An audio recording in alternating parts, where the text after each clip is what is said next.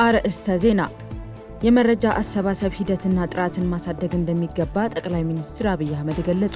መረጃን በአካል በሳተላይት በድሮንና በጂኦስፓሻል በመሰብሰብና በማጣመር የዳታ ጥራትን ማሳደግ እንደሚገባና የፖሊሲ ሉዓላዊነትን ለማረጋገጥ የራስን መረጃ ከተለያዩ ምንጮች ማሰባሰብ፣ ማከማቸትና በተንተን መቻል መሰረታዊ ግብዓት ነው ብለዋል። ቀዳሚ ጉዳያችን ነው።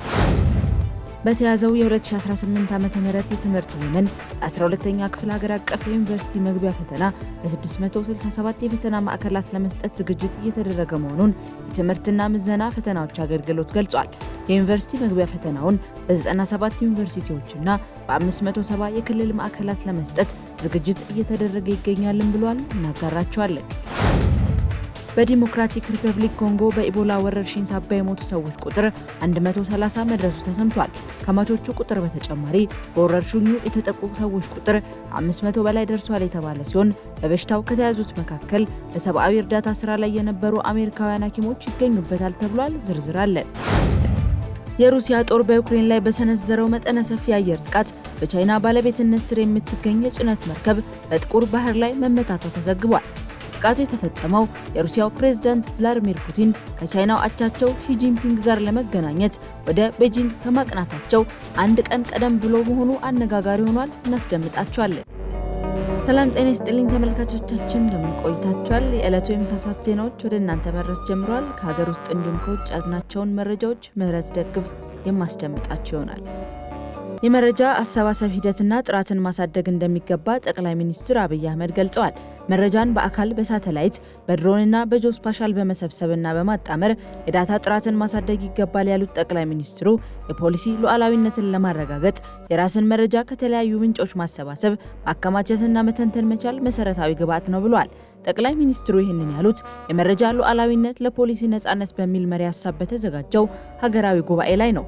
መረጃን ሸምቶ ወይም ተውሶ የፖሊሲ ሉዓላዊነትን ማረጋገጥ አይቻልም። ለማንኛውም ፖሊሲ ዋነኛ ግብዓት መረጃ በመሆኑ መረጃን ሸምቶ ወይም ተውሶ የፖሊሲ ሉዓላዊነትን ማረጋገጥ አይቻልም ሲሉ ገልጸዋል። በተጨማሪም የራስን መረጃ በሀገር ልጅ መሰብሰብና መተንተን ትልቅ ሀገራዊ ኩራትና ዋስትና መሆኑን ተናግረዋል። የስታቲስቲክስ አገልግሎትና የፕላን ኮሚሽን መረጃዎችን ሰብስበው በዳሽቦርድ በቀለለ መንገድ ለተገልጋይ ማቅረባቸውና በጥቂት ሀገራት ብቻ የሚታየውን የመረጃ አሰባሰብና ትንተና ዘዴ በሀገር ውስጥ ባለሙያዎች መተግበሩ ትልቅ የኩራት ምንጭ መሆኑንም ጠቁመዋል። በተያዘው የ2018 ዓመተ ምህረት የትምህርት ዘመን የ12ኛ ክፍል ሀገር አቀፍ የዩኒቨርሲቲ መግቢያ ፈተና በ667 የፈተና ማዕከላት ለመስጠት ዝግጅት እየተደረገ መሆኑን የትምህርት ምዘናና ፈተናዎች አገልግሎት ገልጿል።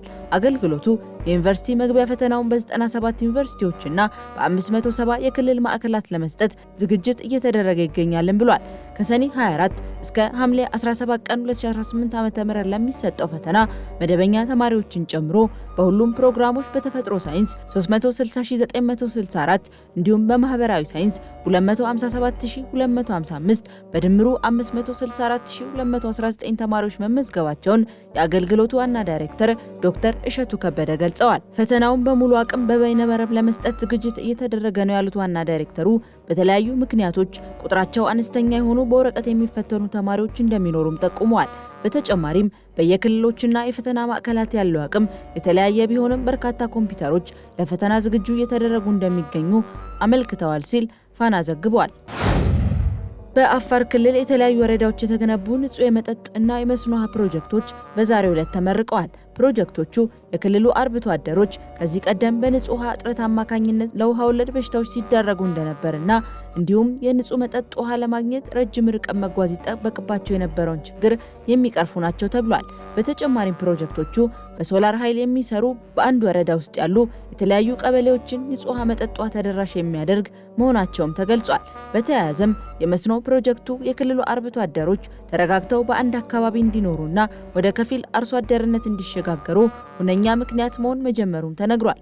በምርቃት ስነ ስርዓቱ ላይ የአፋር ክልል ርዕሰ መስተዳድር አወል አርባና የመስኖና ቆላማ አካባቢዎች ሚኒስትር ዶክተር አብርሃም በላይን ጨምሮ ሌሎች የመንግስት የሥራ ኃላፊዎች ተገኝተዋል። ከሀገር ውጪ ወደ ያዝናቸው መረጃዎቻችን አለፍን። በዲሞክራቲክ ሪፐብሊክ ኮንጎ በኢቦላ ወረርሽኝ ሳቢያ የሞቱ ሰዎች ቁጥር 130 መድረሱ ተሰምቷል። ከሟቾቹ ቁጥር በተጨማሪ በወረርሽኙ የተጠቁ ሰዎች ቁጥር ከ500 በላይ ደርሷል የተባለ ሲሆን በበሽታው ከተያዙት መካከል በሰብአዊ እርዳታ ስራ ላይ የነበሩ አሜሪካውያን ሐኪሞች ይገኙበታል ተብሏል። ወረርሽኙ ወደ ተለያዩ የሀገሪቱ ግዛቶች እየተስፋፋ መሆኑ የተገለጸ ሲሆን እንደ ሩዋንዳ ያሉ ጎረቤት ሀገራትም በሽታውን ለመከላከል በድንበሮቻቸው ላይ ጥብቅ የጤና ፍተሻ መጀመራቸውን አስታውቀዋል። በሀገሪቱ ያለው ሁኔታ አሳሳቢ እየሆነ መምጣቱን ያስታወቀው የዓለም ጤና ድርጅት አሁን የተከሰተው የቡንዲቡጊዮ የኢቦላ ዝርያ ዓለም አቀፍ የድንገተኛ አደጋ በማለት አውጇል። ለዚህ ዝርያ ክትባት ወይም መድኃኒት እስካሁን ባለመገኘቱ ህዝቡ ከፍተኛ ጥንቃቄ እንዲያደርግና በቀብር ስርዓትና በሌሎችም ማህበራዊ ግንኙነቶች ወቅት የሚደረጉ ንክኪዎችን እንዲያስወግድ ጥሪ ማቅረቡን ቢቢሲ ዘግቧል። የኢራን ህግ አውጪዎች የአሜሪካውን ፕሬዝዳንት ዶናልድ ትራምፕንና የእስራኤሉን ጠቅላይ ሚኒስትር ቤንያሚን ኔታንያሁን ለሚገድል አካል ከፍተኛ የገንዘብ ሽልማት የሚያቀርብ ረቂቅ ህግ በማዘጋጀት ላይ መሆናቸው ተሰምቷል። የኢራን ብሔራዊ ደህንነት ኮሚሽን ሊቀመንበር ኢብራሂም አዚዚ ፓርላማው የእስላማዊ ሪፐብሊክ ወታደራዊና የጸጥታ ኃይሎች አጸፋዊ እርምጃ የተሰኘ ረቂቅ ህግ እያዘጋጀ መሆኑን ገልጸዋል። ይህ ህግ ዶናልድ ትራምፕን ለሚገድል ማንኛውም ግለሰብ 50 ሚሊዮን ዩሮ የገንዘብ ሽልማት መስጠትን በይፋ ይደነግጋል። አዚዚ አክለውም ኢራን ለካሚኒ መገደል ዶናልድ ትራምፕን፣ ቤንያሚን ኔታንያሁንና የአሜሪካ ማዕከላዊ እዝ አድሚራል ብራድ ኩፐርን በዋነኝነት ተጠያቂ እንደምታደርግና አጸፋዊ እርምጃ ሊወሰድባቸውም እንደሚገባ አሳስበዋል። የፓርላማው ብሔራዊ ደህንነት ኮሚቴ ምክትል ሊቀመንበር ማህሙድ ናባቪያን በበኩላቸው ትራምፕንና ኔታንያሁን ወደ ገሃነም ለሚልክ ማንኛውም አካል ከፍተኛ ሽልማት ለመመደብ የኢራን ፓርላማ በቅርቡ ድምጽ እንደሚሰጥ አስታውቋል። ይህ የህግ ዝግጅት በአሜሪካ በእስራኤልና በኢራን መካከል ያለውን ነባር ውጥረት ይበልጥ እንደሚያባብሰውም ተገምቷል። የሩሲያ ጦር በዩክሬን ላይ በሰነዘረው መጠነ ሰፊ አየር ጥቃት በቻይና ባለቤትነት ስር የምትገኝ የጭነት መርከብ በጥቁር ባህር ላይ መመታቷ ተዘግቧል።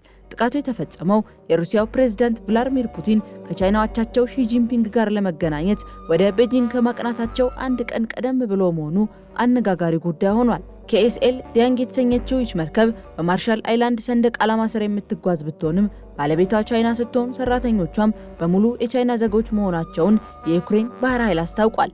መርከቧ በኦዴሳ ግዛት ወደሚገኘው የፒቭዴኒ ወደብ የብረት ማዕድን ለመጫን በማቅናት ላይ ሳለች ነው በኢራኑ ሻሄድ ድሮን የተመታቸው። በጥቃቱ በመርከቡ አካል ላይ መጠነኛ ቃጠሎ ቢደርስም በሰራተኞቹ ላይ ምንም አይነት ጉዳት ሳይደርስ ጉዟን መቀጠሏ ተገልጿል። ሩሲያ ትላንት ሰኞ ሌሊት ብቻ 524 ድሮኖችንና 22 ሚሳኤሎችን በመተኮስ በዩክሬን ላይ ከፍተኛ ጥቃት ፈጽማለች። ቻይና እስካሁን በጉዳዩ ላይ ሰጠችው ይፋዊ አስተያየት የለም። ይህ ጥቃት በሁለቱ ሀገራት መሪዎች ስብሰባ ላይ ምን አይነት ጥላ ሊያጠላ እንደሚችል እየተጠበቀ ነው ሲል አሶሺየትድ ፕሬስ ዘግቧል። ተመልካቾቻችን ለሰዓቱ ያዝናቸው መረጃዎች እነዚህን ይመስሉ ነበር። ከቀሪ ጣቢያ ፕሮግራሞች ጋር መልካም ቆይታ